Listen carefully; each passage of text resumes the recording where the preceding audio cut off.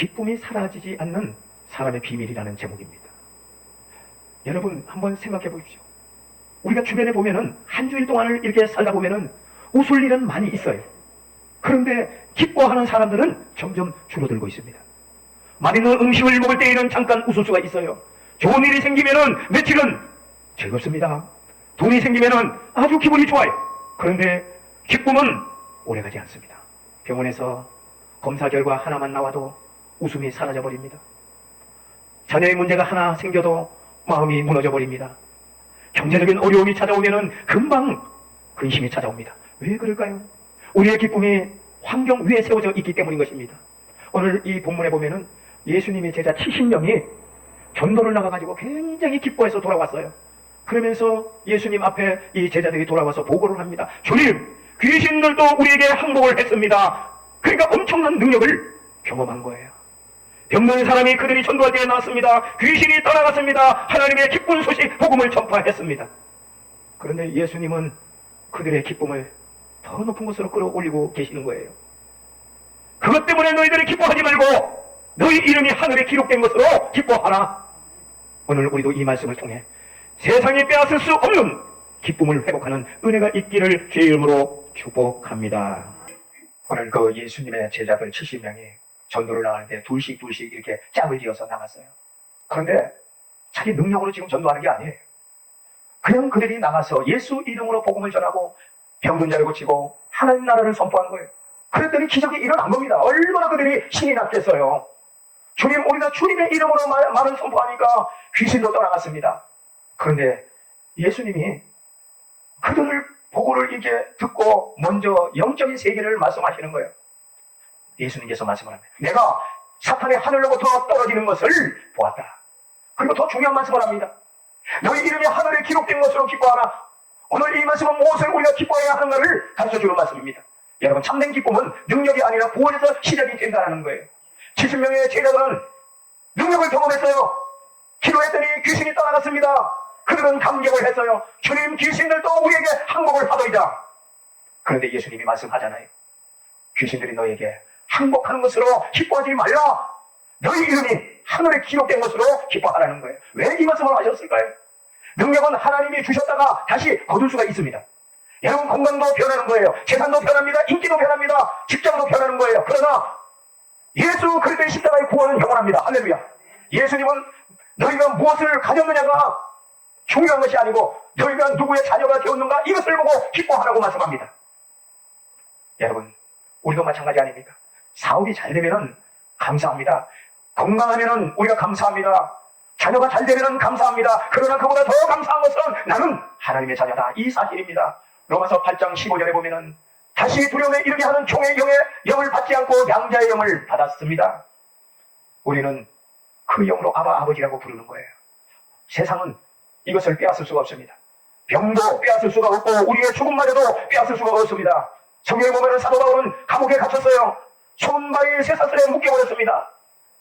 내일 내가 어떻게 될지 보장이 없어요. 그런데 그는 감옥에서 이렇게 말합니다. 빌립보서 4장 4절에 보면 주 안에서 항상 기뻐하라. 내가 다시 말하노니 기뻐하라. 세상은 이해하지를 못합니다.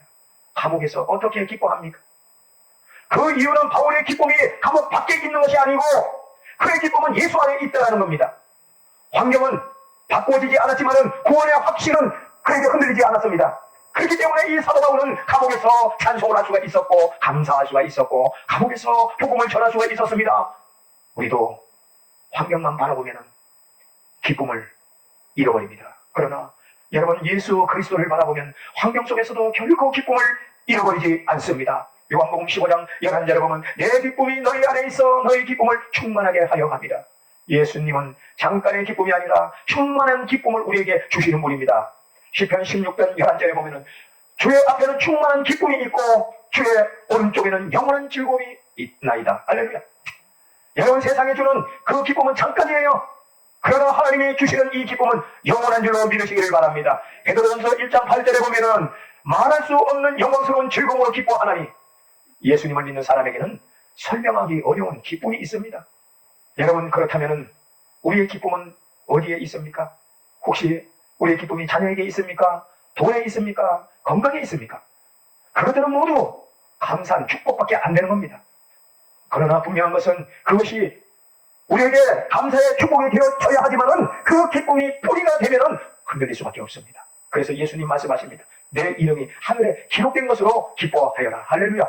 오늘 다시 구원의 감격을 회복하는 여러분 되시길 바랍니다. 그렇다면 예배가 즐거워야 되고, 기도가 즐거워야 되고, 찬양이 즐거워야 되고, 전도가 즐거워질 것입니다. 할렐루야. 여러분, 전도가 내 안에 즐거워져야 되는 거예요. 구원의 기쁨을 잃지 않는 사람이 결국 승리하는 것입니다. 할렐루야. 여러분, 복음의 기쁨이 있으면은요, 이게 정의가 돼요. 영향력을 끼치는 거예요. 성령 안에 거하는 사람은 왜 세상을 이기는 권세를 누리게 되는 것입니다. 어떤 사람은 신앙생활을 하면서 두려움 속에 살아가요. 목사님, 저는 늘 걱정이 됩니다. 때로는 불안해서 잠이 오지를 않습니다. 기도를 해도 자신감이 없습니다. 왜 그럴까요?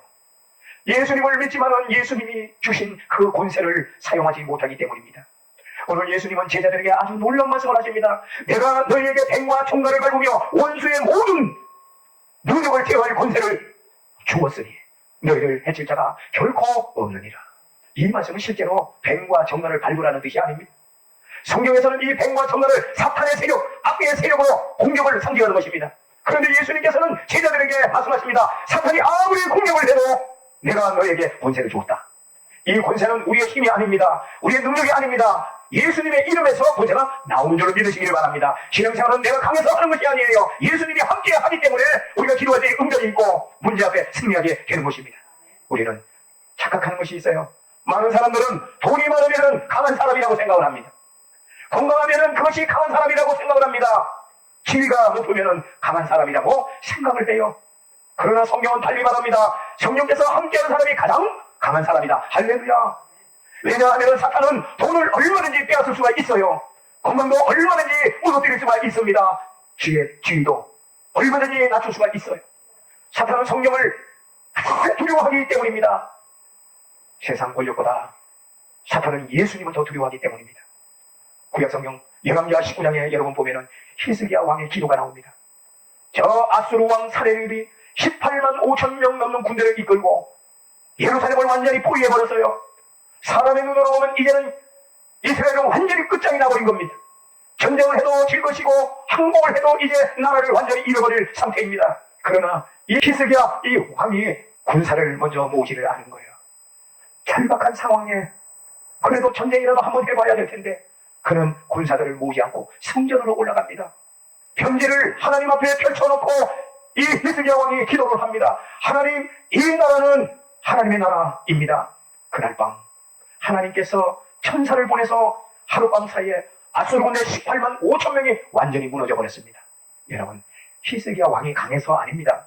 하나님의 권세가 역사했기 때문인 줄로 믿으시기 바랍니다. 오늘 우리의 인생도 여러분 질병이라는 아수르가 있어요. 경제적인 아수르가 있습니다. 가정의 문제가 있어요. 그러나 여러분 하나님께 맡기면은 하나님이 싸워주십니다. 스가랴서 4장 6절 이런 힘으로 되지 아니하고 능력으로 되지 아니하고 오직 여호와의 영으로 되느니라. 하나님은 말씀하십니다. 우리들에게 말씀하십니다. 내 힘으로 이기려고 하지 말아라. 내 성령의 역사는 된다. 할렐루야. 로마서 8장 37절의 말씀입니다. 우리를 사랑하신 이로 말미암아 우리가 넉넉히 이기느니라.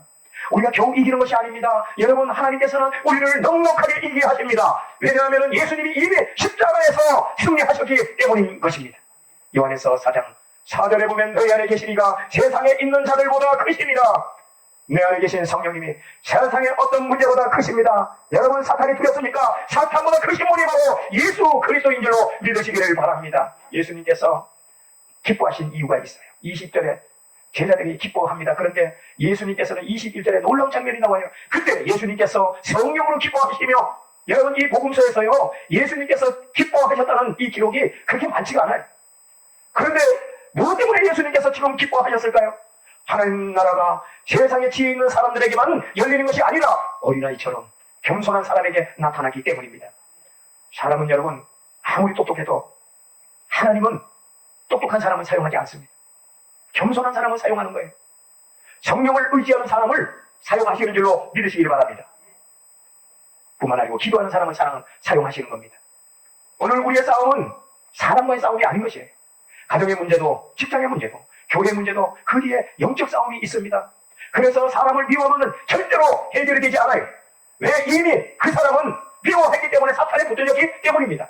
그래서 기도해야 합니다. 성령을 의지해야 합니다. 예수님의 이름을 붙들어야 합니다. 아침마다 여러분 이렇게 기도 선포를 하십시오. 예수님의 이름으로 오늘도 두려움을 이깁니다. 예수님의 이름으로 낙심을 이깁니다. 이렇게 기도를 하셔야 돼요. 예수님의 이름으로 내 가정을 지키는 하나님을 믿습니다. 여러분 이렇게 기도할 때 성령께서 우리에게 담대함을 주시는 거예요. 하나님이 주시는 평안 가운데 우리가 하루하루를 이렇게 기도할 때에 살아갈 수가 있는 것입니다. 하나님은 우리에게 두려워하며 살라고 부르신 것이 아니에요. 예수님의 이름의 권세를 붙들고 성령과 동행하며 살라고 우리를 붙들어 주셨습니다.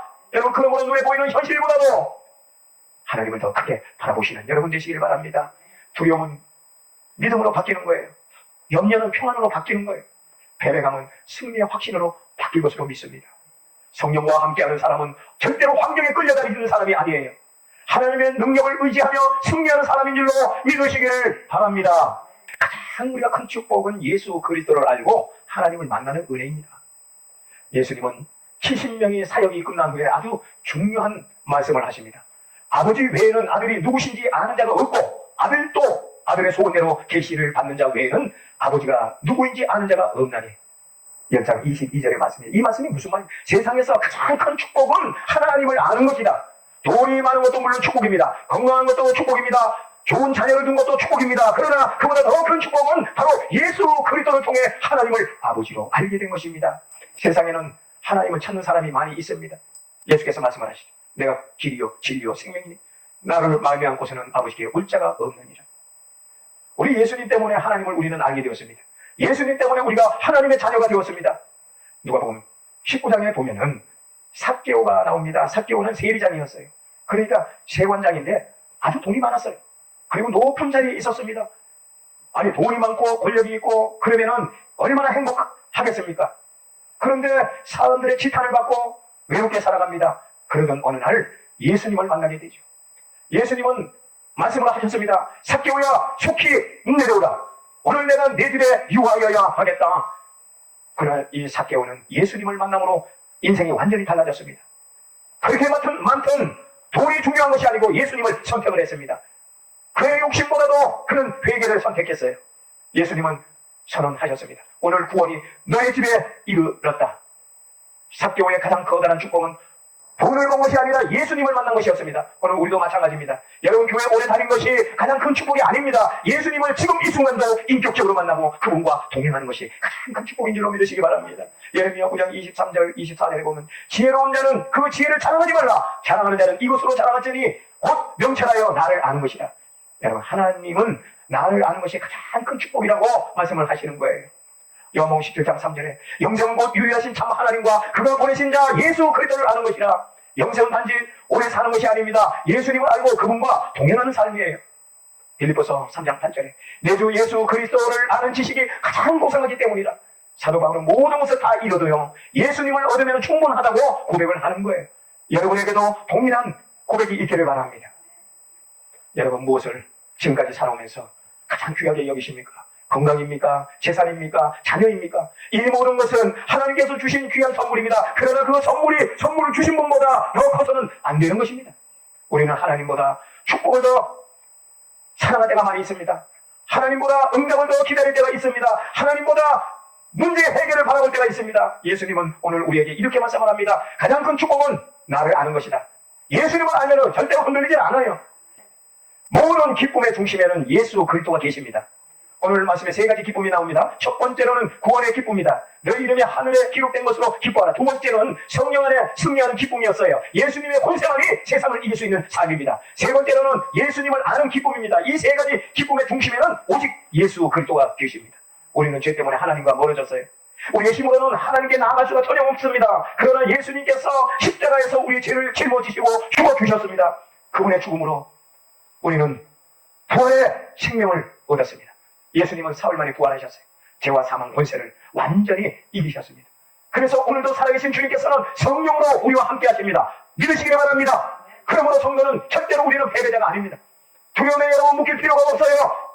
우리는 구원의 감격을 가진 사람입니다. 성령의 능력으로 살아가는 사람입니다. 예수님을 아는 가장 큰 축복을 우리는 받은 사람인 줄로 믿으시기를 바랍니다. 여러분 환경 때문에 기뻐하는 사람이 아니라 예수 그리스도의 십자가의 구원 때문에 기뻐하는 여러분 되시기를 바랍니다. 성령의 능력을 의지하며 살아가게 하옵소서. 무엇보다 예수님을 더욱 깊이 사랑하게 하옵소서. 여러분 입술에 한 주간 동안 이런 고백이 넘치기를 주의 이름으로 축원합니다.